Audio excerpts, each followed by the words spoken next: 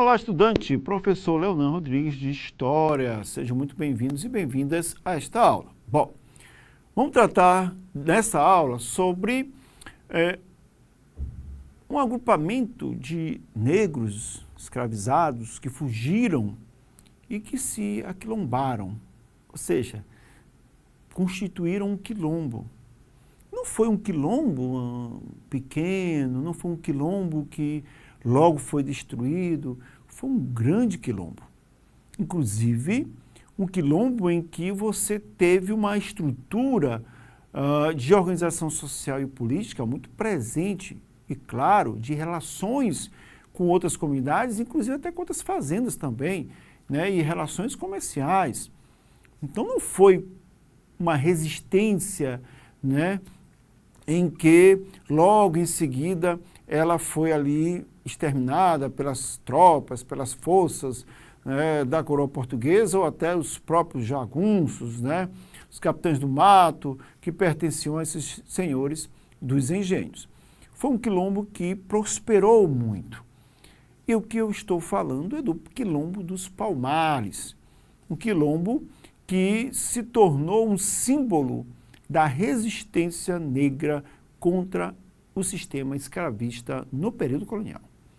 Estamos falando de um quilombo que deixa marcas até os nossos dias atuais. Um quilombo que vira referência para a luta de muitos escravizados naquele período, mas também, posteriormente, após a sua libertação, a partir da assinatura da Lei Áurea, e também ainda se torna um símbolo, hoje, da luta e resistência das populações negras, que são, claro, né, alijadas de todos os processos de inclusão nessa sociedade. E por isso é importante conhecer um pouco mais sobre o Quilombo dos Palmares, quem foram, né, como se constituiu, como se organizaram e como resistiram bravamente, porque não foram poucas as tentativas de destruição de Palmares, foram muitas expedições na tentativa de destruir aquele quilombo, porque virou um símbolo, né, um lugar em que a liberdade de negros que eram então escravizados se tornava um sonho realizado.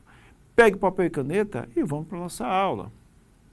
Bom, primeiro é importante entender esse contexto histórico, né, dessa resistência, né, na América Portuguesa, o Quilombo dos Palmares. Então, primeiro, nós temos que entender que a exploração de africanos escravizados na América Portuguesa e o registro de resistência através de fugas, rebeldias, formação de quilombos é importante aqui para o nosso início de aula. Bom, entendemos que, claro, que houve uma tentativa de escravização dos indígenas, que aqui já estavam, né, que quando os portugueses chegam, eles já ocupam o território, já são donos do território, mas são expulsos, são empurrados, né, para o centro do território, porque a faixa litorânea, onde vai haver as divisões das capitanias hereditárias, é o que acontece primeiramente o processo de colonização, de ocupação do território, que depois eles começam a ir mais para o centro, e eles são empurrados mesmo, são jogados para o centro do território. Muitos são mortos, exterminados de forma, né, brutal, outros, né, de forma ideológica, a partir da própria religião, a partir da própria catequização que é feita, certo que não se abandonou a escravização dos indígenas simplesmente porque eles conheciam o território, fugiam rapidamente, conseguiam escapar, a própria resistência, porque isso, claro, vai acontecer, eles vão resistir a esse processo, mas é porque tinha um outro comércio muito mais vantajoso para a coroa portuguesa, que era o tráfico de escravos.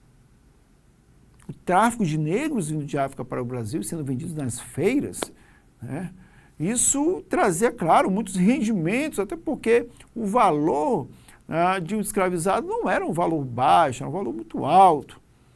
Então você tinha quem podia pagar para ter muitos milhares, né, tinha que desembolsar muito para pagar cada um, né, das peças, né, que era assim que de fato era anunciado, eram adquiridas. Então, esse comércio era muito frutífero, era muito lucrativo para a coroa portuguesa. Então, poxa, não vamos, é muito melhor nós termos, né, esse tráfico, porque traz rendimentos, do que a tentativa de escravização, né, dos indígenas. Claro que os indígenas, né, tiveram uma resistência e, por conhecer o território, isso, de uma certa maneira, influenciou também, mas não foi somente isso. Então, por isso que a exploração dos africanos escravizados na América Portuguesa, ela vira uma tônica do processo, né, agrícola, do projeto agrícola de colonização portuguesa.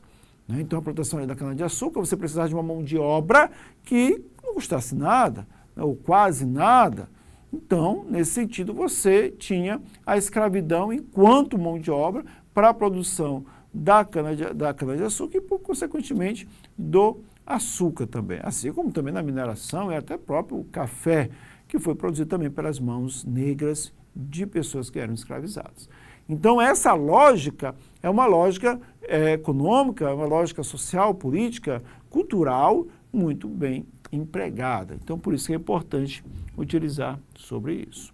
Bom, e onde que estava este quilombo? Então, a localização dele é situada no atual estado do Alagoas, né, hoje. Há uma área, você pode até ir pesquisar, hoje nós temos essa facilidade, você pode ir na rede de computadores e pesquisar, né, a localização. Hoje você tem um espaço lá, inclusive um centro também que mostra, né, que traz aí alguns elementos deste quilombo. E ele foi fundado, então, no século XVII como um centro de resistência. Então, muito importante isso, um centro de resistência, um lugar para aquelas pessoas que saíam de um lugar para o outro, né, que saíam das fazendas fugidos e ir para esse lugar, irem para esse espaço, né, que era o Quilombo dos Palmares, que é no atual estado aí, de Alagoas.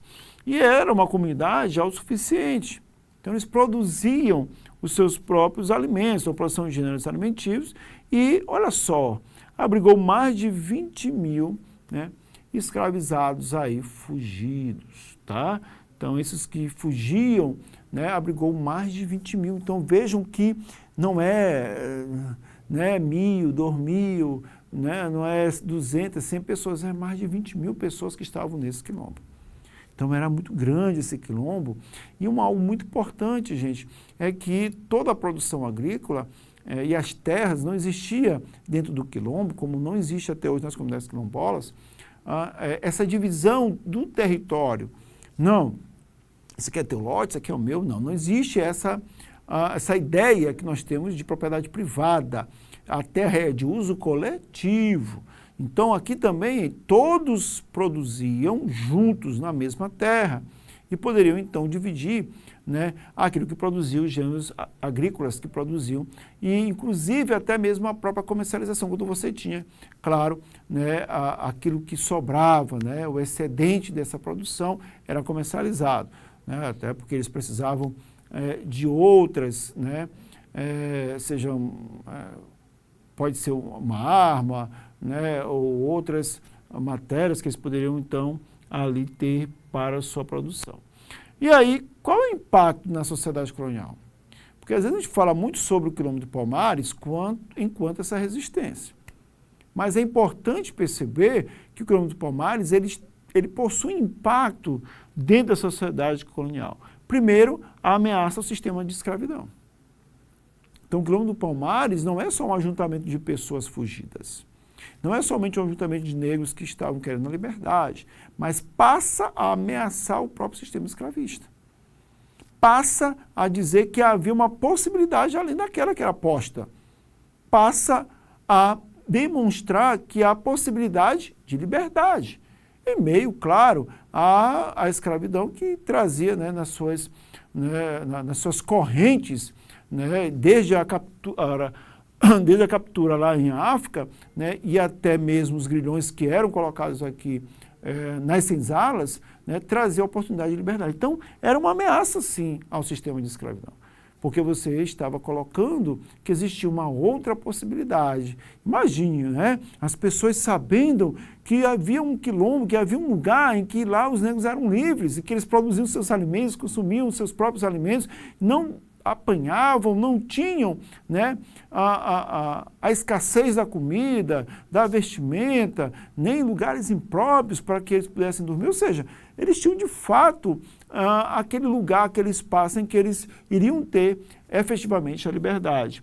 Uma ameaça também aos senhores de engenho, porque esse próprio que comandava todos os aspectos, seja sociais, econômicos, culturais, religiosos do engenho, que é uma micro, né, sociedade ali que vai constituir a sociedade colonial e a sociedade brasileira, a formação social brasileira, a parte do engenho, das condições que até de organização espacial, da Casa Grande, da Senzala, separando esses dois ambientes. Então isso ameaçava também essa estrutura muito posta, muito organizada. E havia uma necessidade, claro, peraí, vamos destruir isso aí, porque isso vai alastrar e daqui a pouco você tem quilômetro para todos os lados e você vai ameaçar, claro, principalmente os senhores de engenho que vão utilizar. Os senhores de engenho, né, os escravizados, eles eram as mãos, os pés dos senhores de engenho, porque é eles que produziam. E um estímulo, né, ao desejo de liberdade e formação de outros quilombos. Então, havia, claro, dentro das autoridades, dentro dos senhores de engenho, né, dentro da própria coroa portuguesa, a necessidade de destruir esse quilombo, destruir esse ajuntamento de pessoas, né, que estavam numa condição de escravizados, fugiram e agora estavam livres, porque atentava contra o sistema da escravidão, atentava como os senhores de engenho e atentava com todo, né, o impacto na sociedade colonial ali no Brasil naquele momento. E aí nós temos algumas lideranças, né, em Palmares. Ganga Zumba é o primeiro, é o rei de Palmares, né, ele é o primeiro ali a, de fato, exercer essa liderança, né, em Palmares. Ele vai firmar um acordo, né, em 1678 com o governador de Pernambuco, tá? Ali a capitania de Duarte Coelho, uma capitania muito próspera, né, e que fazia parte desse território também, que é o que hoje, né, depois, claro, da divisão física ali, você tem Alagoas, mas ele faz. Então, as concessões eram liberdade para os negros nascidos em Palmares e terras do norte de Alagoas. Então, esse foi o acordo, para você observar do poder que o quilombo dos Palmares tinha, ou seja, fazer um acordo com uma autoridade, com o governador de Pernambuco, na capitania de Pernambuco, né, da capitania de Duarte Coelho. Então você, que era muito próximo, então você fazia um acordo, né, de liberdade para aqueles que eram nascidos em Palmares, ou seja, a partir de então eles não teriam essa condição de escravizados, e também das terras que estavam mais ao norte de Alagoas. Então essa era uma tentativa que Ganga Zumba tentou realizar nesse processo. Só que, claro, né, infelizmente, ele não vai ter, né, um avanço nisso, por conta exatamente que não vai ter o cumprimento, né, desse acordo. E aí, a consequência desse acordo também não vai ser bem visto pelos próprios, né, os moradores de Palmares, né, da comunidade, e vai ter então a morte de Ganga Zumba, né, por envenenamento, né? Então ele morre, então você de uma certa maneira enfraquece o quilombo dos Palmares, né, a partir dessa tentativa de acordo com o governador de Pernambuco, né, da concessão de liberdade para aqueles que eram nascidos já em Palmares e também ao norte de Alagoas. Só que aí você tem então uma nova liderança, né, que aí é a ascensão de Zumbi dos Palmares, né, muito conhecido, às vezes até mais conhecido do que Ganga, né, mas ambos existem dentro desse processo do quilombo de Palmares. Ele é o sucessor, né, de Ganga Zumba e continuou a luta após a destruição do quilombo. O quilombo foi destruído e eles espalharam-se por várias partes desse território na qual eles estavam ali inseridos. Então, a missão de Zumbi dos Palmares era exatamente fazer com que a luta pela liberdade ela continuasse. Ele, de fato, né, exerceu isso de forma muito proeminente, de forma muito contundente, né, juntando várias pessoas contra exatamente as forças, né, contrárias e principalmente, né, da própria do governo, dos senhores de engenho, da própria coroa portuguesa, que, claro, objetivavam a destruição total desses revoltosos e até mesmo da figura, né, do quilombo do Palmares. E então, essa destruição de Palmares vai se dar, né, com a expedição de Domingos Jorge Velho, já em 1694, então bastante tempo que esse quilombo está em em vigor, e a destruição do que restava, né, do quilombo, então, acontece a partir dessa expedição. Então, aquilo que ainda se tentava reerguer, né, depois do acordo, que você tem, né, já a destruição, a tentativa de Zumbi dos Palmares de reerguer novamente o quilombo dos Palmares, não houve êxodo por conta exatamente dessa expedição de Domingos Jorge Velho em 1694. E aí você tem, né, a captura e morte em 20 de novembro de 1695 de Zumbi dos Palmares. E aí, claro, gente, essa data da morte de Zumbi dos Palmares era uma data que até hoje marca, né, dentro do nosso calendário, né, mas também marca todo o movimento negro ainda hoje no Brasil, né, que é o Dia da Consciência Negra no Brasil. É um significado histórico, né, para essa data, e alguns sempre relembram a questão da consciência negra e tal, de igualdade, né, em relação aos direitos, que hoje é algo que está sendo muito combatido, a discriminação racial, o preconceito racial, mas é exatamente, né, 20 de novembro, a data em que Zumbi foi capturado e morto, né, claro, dentro daquele contexto de trazer o exemplo a partir da violência para que outros não pudessem avançar. Então, há um significado muito importante dentro da história brasileira, né, em relação ao quilombo dos Palmares e também dos seus líderes, e principalmente Zumbi dos Palmares. Vamos lá para o exercício? A gente tem Enem 2015. Vamos lá. Iniciou-se em 1903 a introdução de obras de arte com representações de bandeirantes no acervo do Museu Paulista, mediante a aquisição de uma tela que homenageava o sertanista que comandara a destruição de quilombo de Palmares. Essa aquisição, viabilizada por verba estadual, foi simultânea à emergência de uma interpretação histórica que apontava o fenômeno do sertanismo paulista como elo decisivo entre a trajetória territorial do Brasil e de São Paulo. Texto muito forte, né? De forma contundente, essa obra que foi para o Museu Paulista, né, retratava exatamente a destruição do quilombo de Palmares. Tá? Bom, concepção essa que se consolidaria entre os historiadores ligados ao Instituto Histórico e Geográfico, né, de São Paulo, ao longo das 3 primeiras décadas do século XX.